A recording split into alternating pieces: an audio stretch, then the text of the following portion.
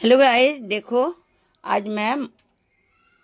আমি মোচার তরকারি করছি একটা এই যে আলাদা রকমের করে দেখো আমি এমনি করে সিদ্ধ করে নিয়েছি এমনি তো কেটে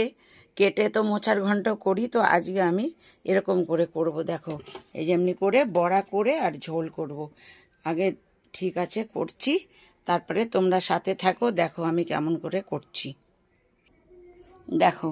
তার জন্য এই যে বেসন গুলে নিয়েছি এই যে বেসনের মধ্যে এরকম ডুবিয়ে এই যে তেল গরম হয়ে গেছে এবার এই যে তেলের উপরে দিচ্ছি এই দেখো আজকে আমি একটু আলাদা রকম করেই বানাবো ভাবছি দেখি তো আজকে একটু আলাদা করে বানিয়ে দেখি কেমন লাগে তো এমনি করে ঝোল করব আর কেমন করে করব সব দেখাবো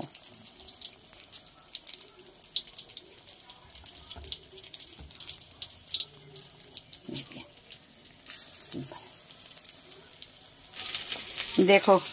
এই পকোড়ে তল এই দেখো এই যে বড়াগুলো ভেজে নিয়েছি এটা মোচার ওইটা গোটাটা 4 ফালা করে এই যে 8 ফালি হয়েছে মাছ দিয়ে চিড়ে 8টা ফালি আগেকার পিছেকার এই দেখো এগুলো বড়া করে নিলাম নুন হলুদ দিয়ে সিদ্ধ করে আর এটা হলো ওই যে এগুলো কলা যেগুলোতে হয় ওটাই 4টে বাকি এগুলো খাবার জন্য ভাজবো আর এটা ভেজে এবারে তরকারিটা বসাবো দেখো কেমন লাগছে আজকে আমি অন্যরকমই করছি আলাদাই করছি দেখো কেমন লাগে প্রথমবার করছি মনে করি তো ভালোই লাগবে দেখো বড়া ভেজে এবারে আলু देखो गाइस एकदम सब्जी एकदम रेडी हो गए हमारे हिंदी चले आसे बन के एकदम रेडी और ये देखो क्योंकि मैं पूरी वीडियो दिखा नहीं पाती हूँ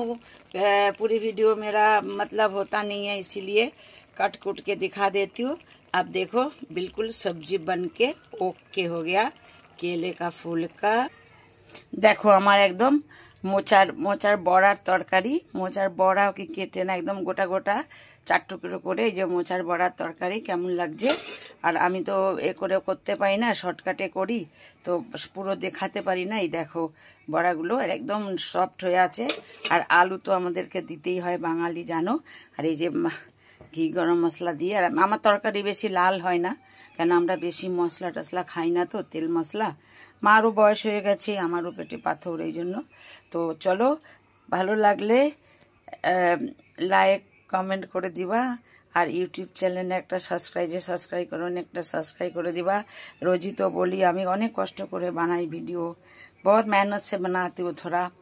लाइक कमेंट कर देना ओके बाय